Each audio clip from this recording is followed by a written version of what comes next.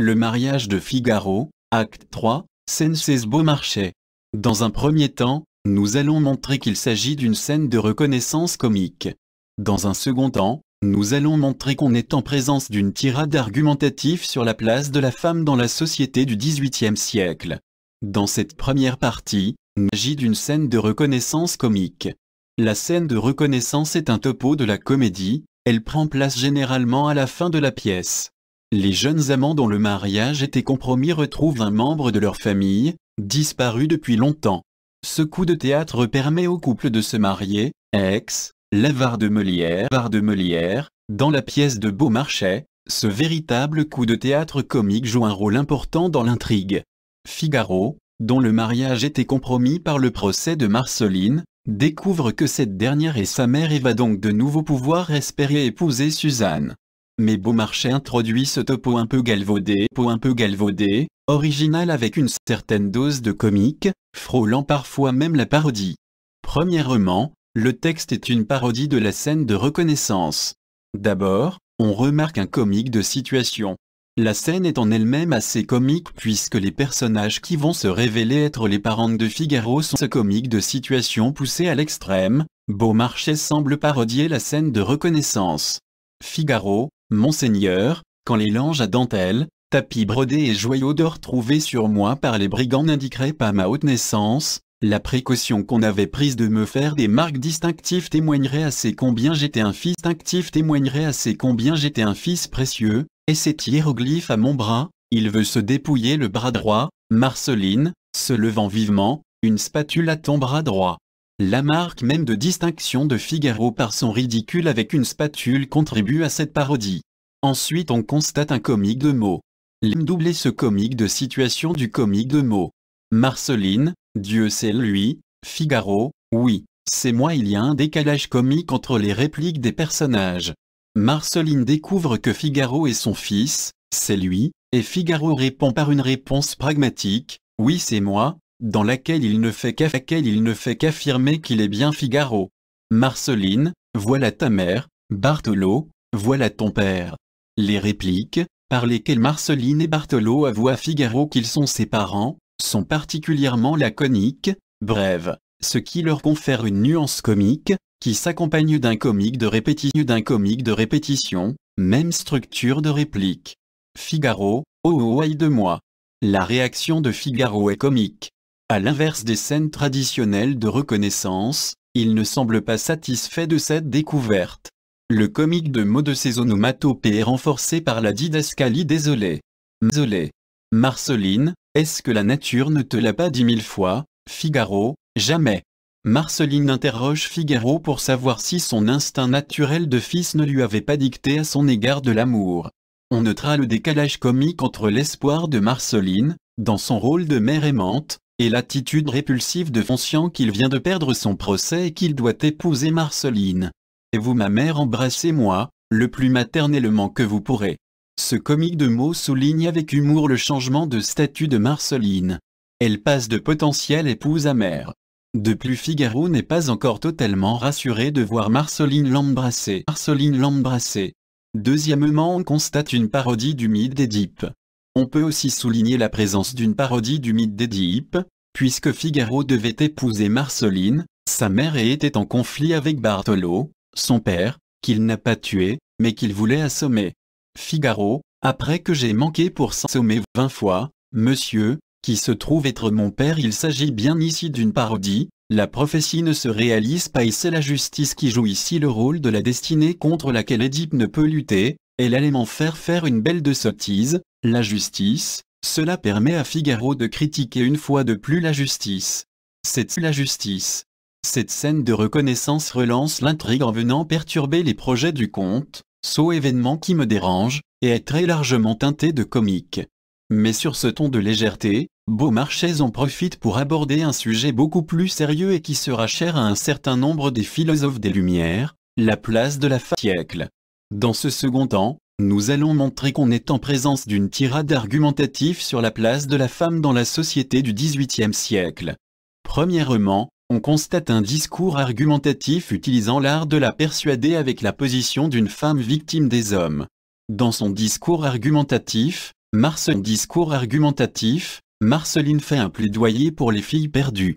Abandonnées par les hommes qui les ont mises enceintes, elles deviennent des parias et ne peuvent plus avoir de reconnaissance sociale, ni même se marier. Dans un premier temps, Marceline cherche à persuader son auditoire pour le rallier à sa cause, elle s'adresse donc pour éveiller la pitié. D'abord Marceline part de l'évocation de son expérience personnelle, de sa propre histoire afin d'éveiller la pitié du spectateur. J'étais né, moi, pour être sage, et je la suis devenue sitôt qu'on m'a permis d'user de ma raison. Mais dans l'âge des illusions, de l'inexpérience et des besoins,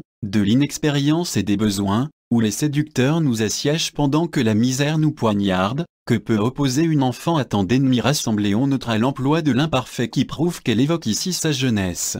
De plus, l'emploi du pronom personnel je, accentué par le redoublement de pronoms personnels j'étais né moi pour être de son histoire personnelle.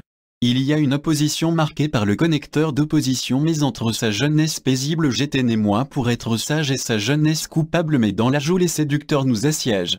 On a une évocation indirecte de sa liaison avec Bartholo qui lui fit un enfant, mais ne l'épousa pas, j'étais fou. Ensuite, m'était fou. Ensuite, Marceline se présente comme une victime pour éveiller la pitié.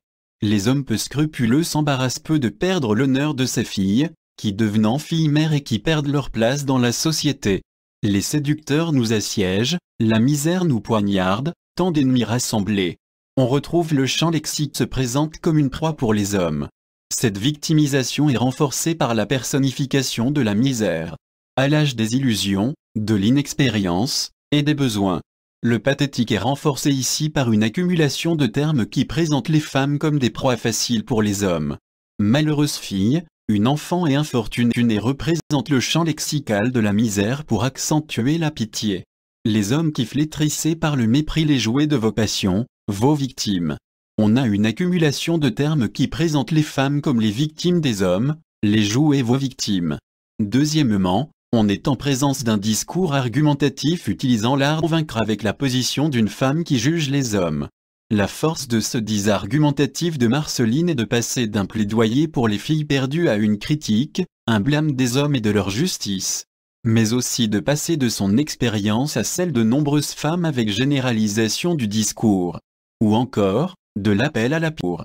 Ou encore, de l'appel à la pitié et au sentiment à l'appel à la raison de son auditoire. On passe du fait de persuader au fait de convaincre. D'abord on constate un discours argumentatif basé sur l'art de convaincre. La stratégie argumentative de Marceline évolue. Progressivement elle ne s'adresse plus uniquement au sentiment généralisation du discours de Marceline, elle passe de sa propre expérience, je, à celle de nombreuses femmes, nous, l'âge où les séducteurs nous assiègent.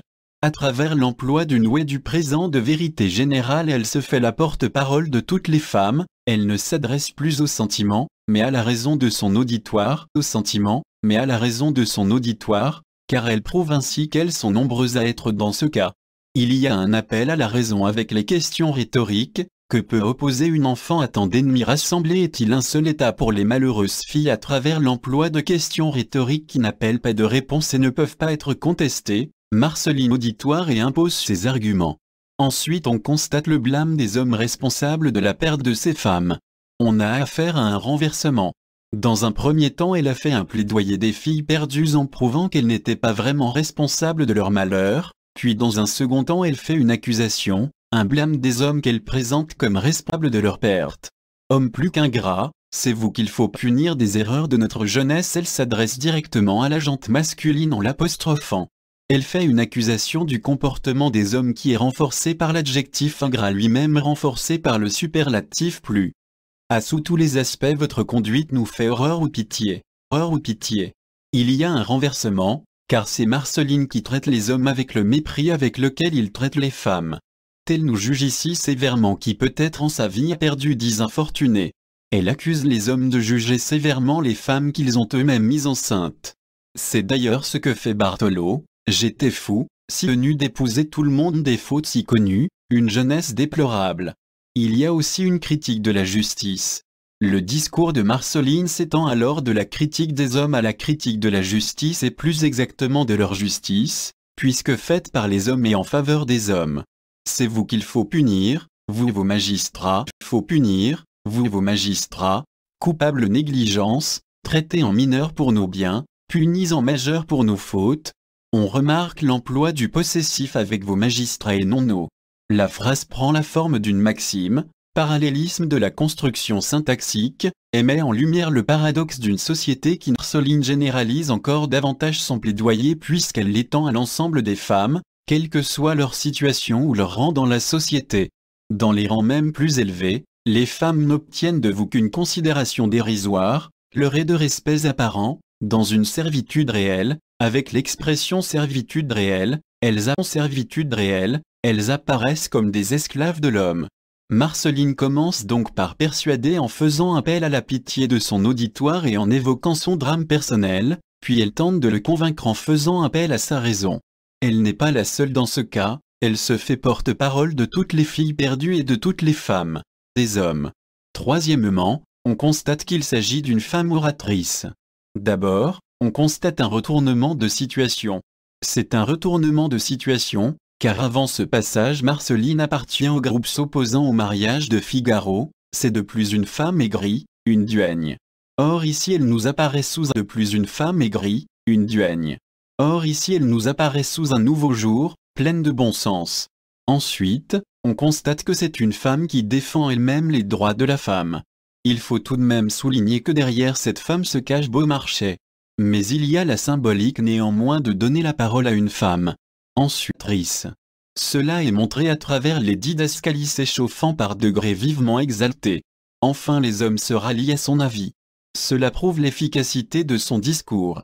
Elle a raison, repris en chœur X3 par les autres personnages, qui sont d'ailleurs tous des hommes, tu parles d'or, maman, et je me tiens à ton avis, qu'on est sot, en effet.